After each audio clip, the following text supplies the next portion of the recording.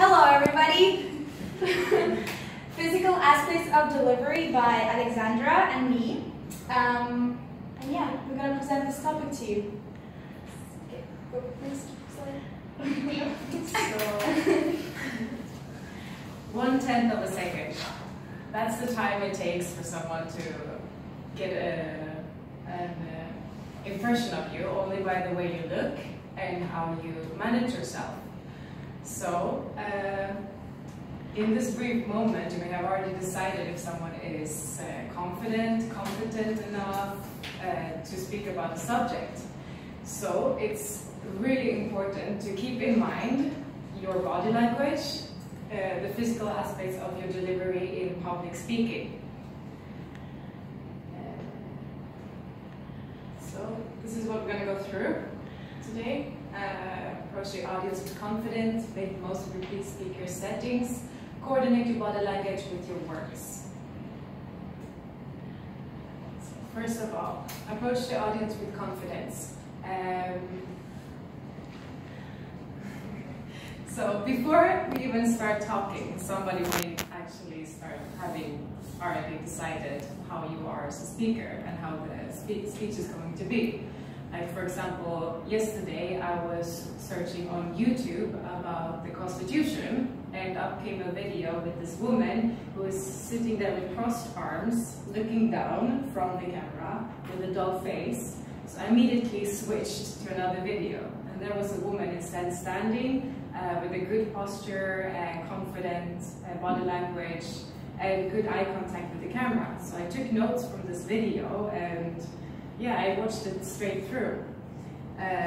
So these 6 things all are very important when it comes to your body language. It's not only what you say, because you may have the best words to say and you may have the best speech, but if you cannot show it with how you act, nobody might listen to you.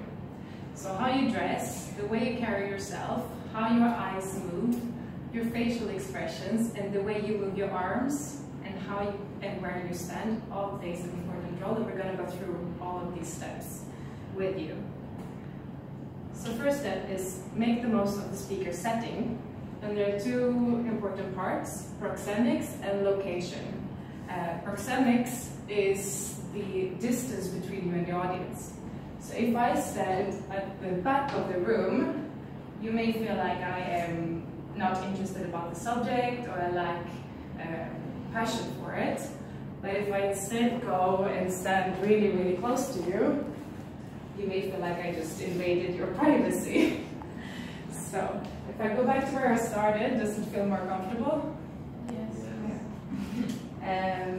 The second part is location. It's important to take note the setting where you're making a speech.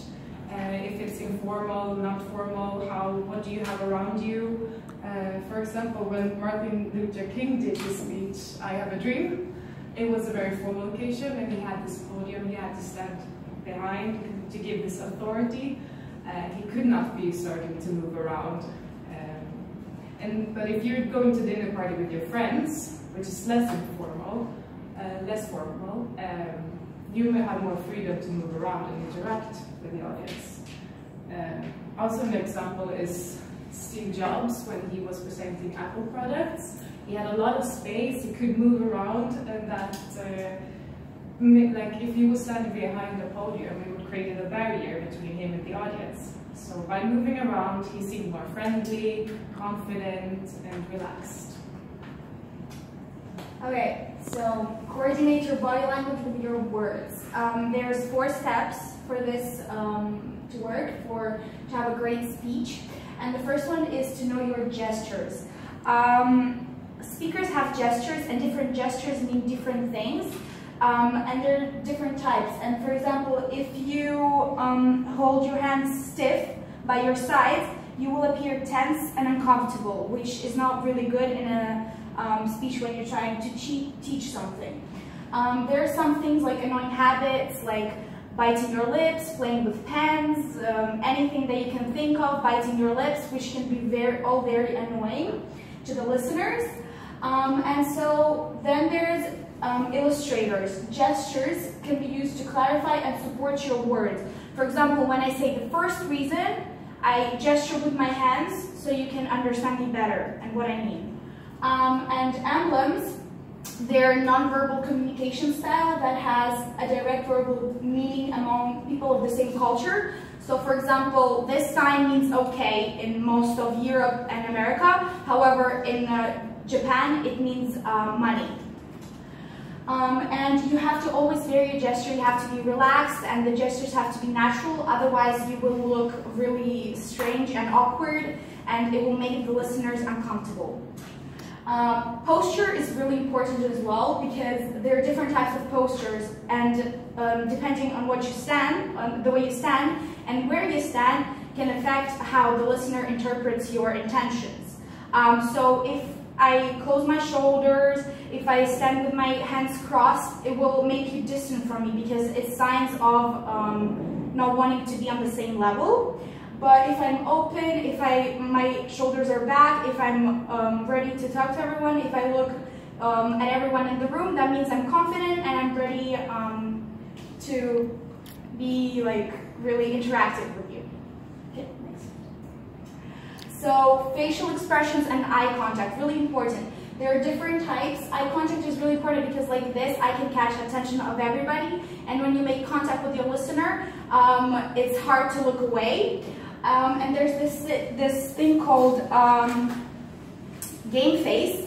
It's not a bitch face or like any of like this rude faces like I'm better than you. It's just the way to show or to set the tone for your speech and to show if the speech will be serious, if it will be formal or informal.